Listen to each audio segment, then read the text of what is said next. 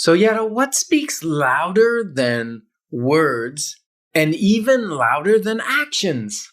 How I be, like my state, my emotional being, because if it's not in me, it can't come out of me. Moving forward with the Decker team. Moving forward together with the Decker team. Ooh. And so we are excited that for over 30 years, we've been able to not only help families buy, sell, and invest in real estate over 3,117 times, we've been able to help strengthen, heal, and flourish relationship, build their fun, build their faith, build their finances, and really just 30 years of building life, wealth, and home. So what we're going to explore, what are we going to explore, Ken Decker? We're going to explore that our state is even more impactful and affects our generational legacy, which isn't just our family legacy. It goes way beyond that. It's this generation. It's even the generation before us. Yes. And the generations after us. Our state is loud. Yes. And if you live in the United States and you're watching this video, just know we're not talking about you living in the state of Florida or California or wherever. We're talking about your emotional state and how you regulate that really gets passed on generationally.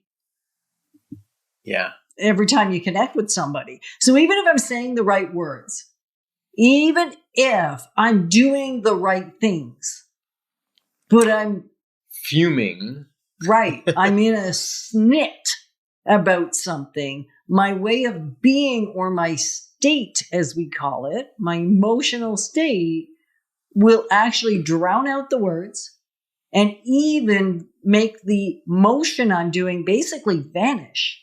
Yep. Is that not wild? Yes. And how we handle our emotions, like our emotional legacy, let's call it, or your emotional intelligence. Yeah. There's actually a term for that, right? Yeah. It's emotional intelligence. EQ? EQ, yeah. Yeah, instead of IQ. And we recently bought a book by Brene Brown. What's it called? Atlas of the Heart. And she speaks to and explains multiple different emotions, which helped me become 87, which helped me become more emotionally literate and know how to regulate my state. And most of the time, people only understand how to regulate their state based on what they've seen modeled. And I've seen it where people deregulate, they scream, they kick, they hit things, they hit people, they hit walls, they break things, and then their children see that. Their children behave that way when they don't know how to regulate their emotions. Right. And that gets passed on. And I think knowing how to talk things out when you feel deregulated and being able to explain your emotions can actually help pass on a legacy of regulated state. Absolutely. More frequently. I mean, sometimes you deregulate. It's just you cry, you get depressed, whatever. Your emotions deregulate based on circumstances. But it's how do we communicate to ourselves and to others, and how do we bring that back? Right. And so one of the things that just happened recently, you were talking about, was somebody that we adore and love, and all of a sudden, the spouse, the partner, wasn't. They were saying, fine, we'll go get you. In this case, it was a cell phone, which is kind of funny because in a previous episode, we were talking about cells and how the cells in our body, or in an upcoming episode, actually, we're going to be talking about cells and not just cell phones, but the actual cells in our body. And so they were out to get a cell phone, and the words were right. Sure, we'll get a phone. And the modeling of care for the person was there, but no, it wasn't. They didn't feel cared for. They felt negative energy around this. It was like they were a hassle to have a phone, which is a tool for this person. They use it for work. They use it to for the children to be able to reach them, for the schools to be able to reach them. it's a tool that's required. And it felt like a big, heavy deal because their phone was broken to replace it. Yeah, so there was a lot of emotion there, a lot of negative state. And what you asked, right, is you said, well, that doesn't sound like that person. Right. Their state is usually one that shows care and shows concern and shows love and would want I know that to person's give you heart. Right, because you know their heart. Yep. And so then when the state is off, rather than that off state becoming really the legacy piece, because she could have started dwelling on how off he was. Yeah. And as she was sharing that story with me, what was interesting was I'm thinking there's more to the story. What caused the deregulation of the state?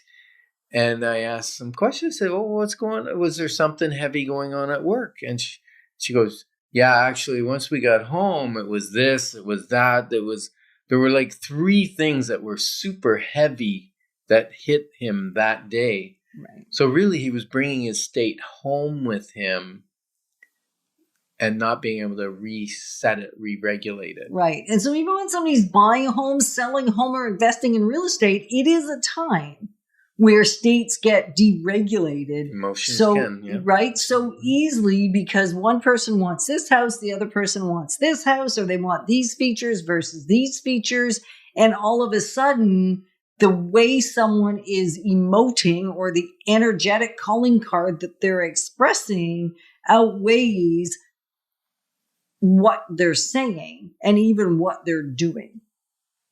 Yeah, one of the things we watch for is what's unsaid. And you can ask questions to find out what's being unsaid by watching someone's state. And it doesn't mean they have to fly off to the handle. It can be just they go quiet, or they get sullen, or their facial expression goes like frowning or something. Anything like that says, hey, their state just turned. And part of that legacy is being able to teach people to see the cues and ask the right questions when you see someone's state change. I can see when I've hurt you now. Before I was oblivious. I just kept going, and you're like run over by a tractor. And yet now I can see very quickly in your state if I've done something to offend you, to hurt you, or that was callous. And I can go, whoa, just a second. And I can ask some questions and bring us back into unity. Right. And so state, I think, is underemphasized. So if there's anything you get from this segment where we talked previously in another segment about words and then about modeling, and now we're saying how you be, recognize that is leaving its mark all over the place. Right? Underemphasized and yet essentially important. Yep. Right? Because people will what? People will remember?